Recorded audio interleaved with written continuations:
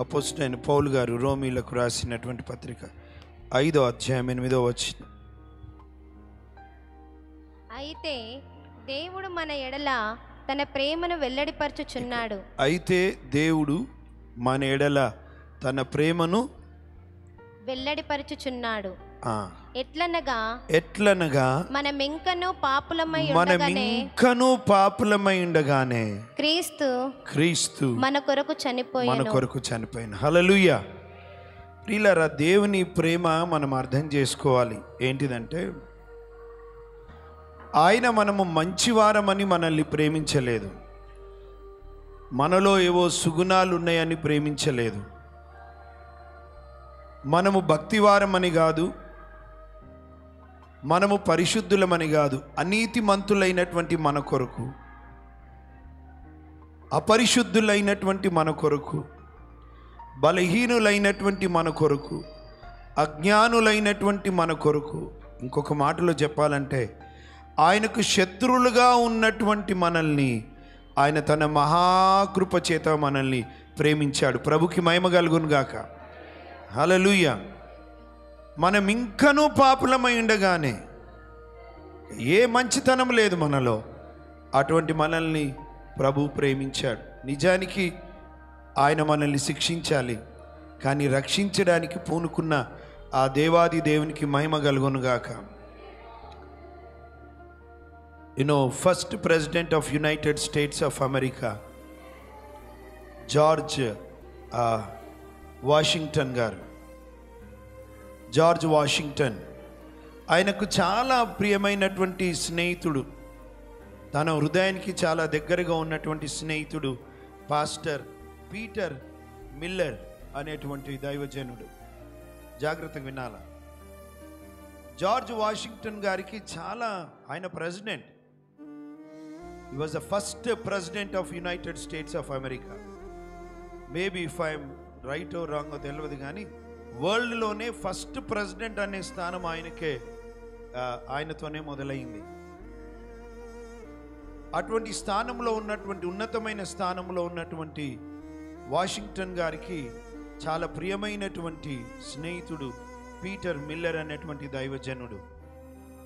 ఆయన ఎఫ్రతా అనేటువంటి స్థలములో, పెన్సిల్వేనియా అనేటువంటి ప్రాంతంలో పరిచర్య జరిగిస్తూ ఉన్నాడు. ఆ స్థలములో, సంఘములో ఆయనను చాలా బాధ పెట్టినటువంటి వ్యక్తి మైకిల్ విట్మ్యాన్ అనేటువంటి మనిషి. పీటర్ మిల్లర్ గారి సంఘములో ఒక వ్యక్తి ఉన్నాడు, ఆయన పేరు మైకిల్ విట్మ్యాన్. దేవుడంటే భయం లేదు, దేవుడంటే భక్తి లేదు, కానీ సంఘములో ఇన్వాల్వ్ అవుతూ ఎప్పుడు దైవజనునికి ఎప్పుడు బాధకరంగానే బ్రతుకుతూ ఉన్నాడు ఆ మనిషి. పీటర్ మిల్లర్ గారికి ఈ మైకిల్ విట్మ్యాన్ అనేటువంటి వ్యక్తి ఎప్పుడు బాధ కలిగించేవాడు, ఎప్పుడు అవమానపరిచేవాడు, ఎప్పుడు హేళన చేసేవాడు, ఎప్పుడు ఆయనని కించపరిచేటటువంటి వాడు. సంఘ సభ్యులందరూ ఆయన వైపు చూసి అలా వద్దయ్యా అంటే అంటూ భయం లేనితనము, భక్తి లేనితనము, విచ్చలవిడితనముతో దైవజనుని హృదయాన్ని ఎంతగానో గాయపరిచేటటువంటి వాడు. దైవజనుడు ఈ మైకిల్ విట్మ్యాన్ అనేటువంటి వ్యక్తిని చూసి కొన్ని సందర్భాల్లో చాలా చింతించేవాడు.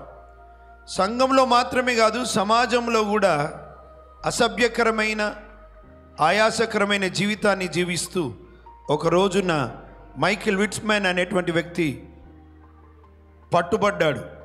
పోలీసు వారు ఆయనను పట్టుకున్నారు. ఆయనను పట్టుకున్నప్పుడు ఆయనను కోర్టుకు అప్పగించారు. కోర్టు ఆయన అన్ని విషయాలను చూసి, అసభ్యకరమైన, ఘోరాతి ఘోరమైనటువంటి విషయాలను చూసి ఆ మైకిల్ విట్మ్యాన్ అనేటువంటి వ్యక్తికి మరణశిక్ష విధించారు. ప్రియులారా, జాగ్రత్తగా వినాలి. మరణశిక్ష విధించారు. ఆ సమయంలో ఆయనను జైల్లో పెట్టారు. ఆయనకు ఉరిశిక్ష ఖరారైంది. కొన్ని వారాల్లో ఆయనకు మైకిల్ విట్మ్యాన్ని ఉరిదీసి చంపాలి. అటువంటి సమయంలో పీటర్ మిల్లర్ గారు, జార్జ్ వాషింగ్టన్ గారు తన స్నేహితుడు కదా, ఆయన దగ్గరికి దాదాపుగా 114 కిలోమీటర్లు ప్రయాణం చేశాడంట నడుచుకుంటూ. పీటర్ మిల్లర్ అనే దైవజనుడు తనున్న స్థలంలోంచి జార్జ్ వాషింగ్టన్ గారి దగ్గరికి, ప్రెసిడెంట్ దగ్గరికి 114 కిలోమీటర్లు నడుచుకుంటూ ప్రయాణం చేశాడు. ఆయన్ని కలిసిన తర్వాత స్నేహితుడు కదా, మిల్లర్ ఎందుకు వచ్చావు అని అడిగితే, ఒక వ్యక్తికి నువ్వు క్షమాభిక్ష పెట్టాలి అన్నాడు. ఎవరా వ్యక్తి అంటే మైకిల్ విట్స్మెన్ అనేటువంటి వ్యక్తిని, ఆయనకు ఉరి ఖరారైంది, ఆ వ్యక్తికి క్షమాభిక్ష మీరు ప్రసాదించాలని, ఆ వ్యక్తిని క్షమించి ఆయనను విడిపించాలని మిమ్మల్ని కోరుకోవడానికి నేను వచ్చాను అన్నాడు. ఎందుకంటే ప్రెసిడెంట్కి ఎవరికైనా భిక్ష పెట్టే అవకాశం ఉంది. ఆయన క్షమించాడంటే ఇంకా వదిలేయాలి. అటువంటి సమయంలో జార్జ్ వాషింగ్టన్ గారు అన్నారు, Miller, you don't know about him. ఆ వ్యక్తి గురించి నీకు తెలియదు. చాలా కఠినుడు, చాలా సంఘానికి, సమాజానికి ఆయాసకరంగా బ్రతికినటువంటి వ్యక్తి, ఎన్నో విషయాల్లో పట్టుబడ్డాడు. కనుక నేను ఆ వ్యక్తిని క్షమాభిక్ష పెట్టను. ఆ వ్యక్తి మరణానికి తగినటువంటి వాడే అని, ఆయన నీ స్నేహితుడైనంత మాత్రాన నేను ఆయనని విడిచిపెట్టను అన్నాడు జార్జ్ వాషింగ్టన్ గారు. అప్పుడు పీటర్ మిల్లర్ గారు అన్నారు, హీఈస్ నాట్ మై ఫ్రెండ్. ఆయన నా స్నేహితుడు కాదు, ఈజ్ మై ఎనిమీ. ఆయన నా శత్రువు. ఆయన నన్ను చాలా బాధ పెట్టే వ్యక్తి, నన్ను ఆయాసపరిచినటువంటి వ్యక్తి, నన్ను ఏడిపించిన వ్యక్తి, నాకు కోపము పుట్టించిన వ్యక్తి, నన్ను నలుగురిలో అవమానపరిచినటువంటి వ్యక్తి. ఆ వ్యక్తి నా స్నేహితుడు కాదు, నిజానికి ఆయన నా శత్రువు, నన్ను శత్రువుగా భావించాడు అన్నప్పుడు జార్జ్ వాషింగ్టన్ గారు కళ్ళల్లో నీళ్ళు తిరిగినాయంట. నిన్ను ఇంతగా బాధ పెట్టే ఆ వ్యక్తి కొరకు నువ్వు 114 కిలోమీటర్లు నడుచుకుంటూ వచ్చావా? Is your enemy. ఆయన నీ శత్రువు అయినప్పటికీ కూడా 114 కిలోమీటర్లు నడుచుకుంటూ వచ్చావు. ఆయనకు క్షమాపణ దయచేయాలని, ఆయనను మరణం నుండి తప్పించాలని నడుచుకుంటూ వచ్చావు. Miller, what is this love? ఈ ప్రేమ ఏం ప్రేమయ్యా? నీ స్నేహితుడంటే నువ్వు నడుచుకుంటూ వచ్చావంటే okay, but is your enemy. నిన్ను బాధ పెట్టిన వ్యక్తి, నిన్ను కన్నీరు గార్చేలా చేసిన వ్యక్తి, నీ మనసును నలిగిపోయేలా చేసిన వ్యక్తి, అందరి ముందు నిన్ను అవమానపరిచిన వ్యక్తి, how could you forgive him? ఆయనను ఎలా క్షమించగలుగుతున్నావు?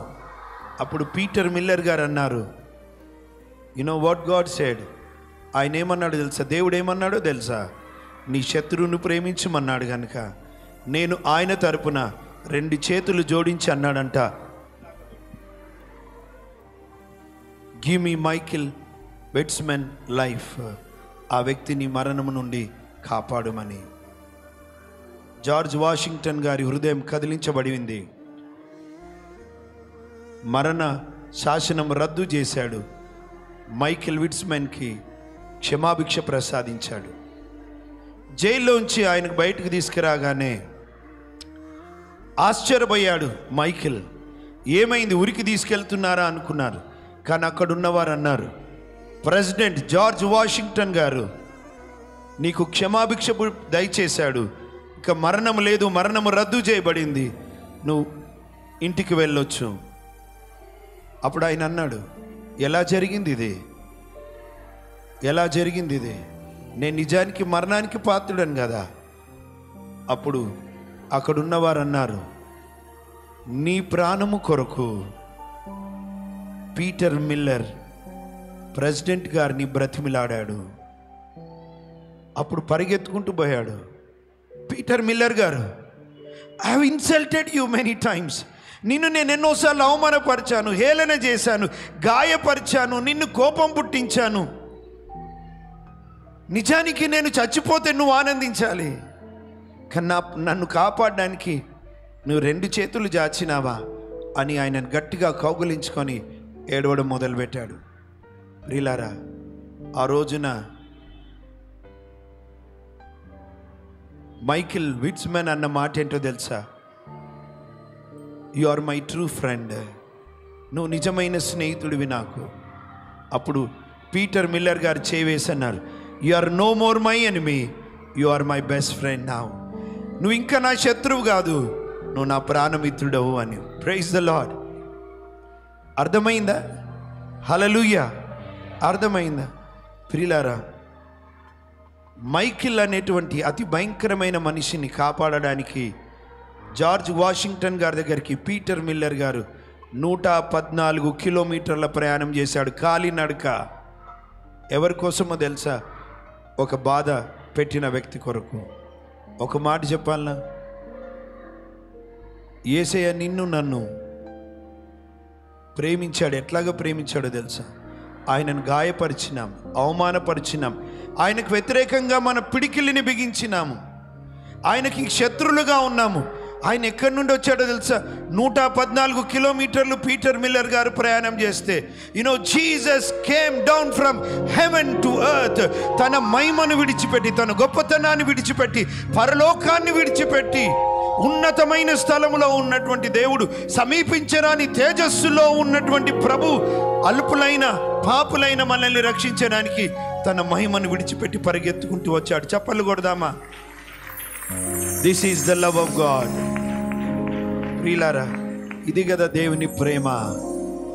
ఈరోజు ఈ ఆనందం, ఈరోజు ఈ సంతోషం, ఈరోజు ఈ ఆర్భాటం ఎక్కడ? ఎందుకు? ఆ ప్రభు నిన్ను నన్ను విడిచిపెట్టలేదు.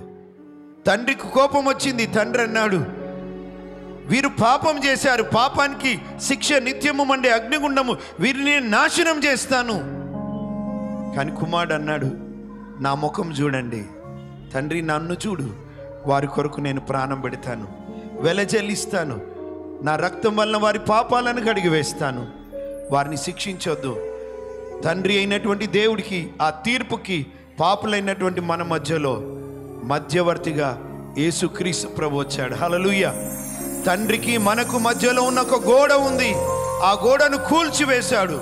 He broke all the walls and he became bridge between God and mankind.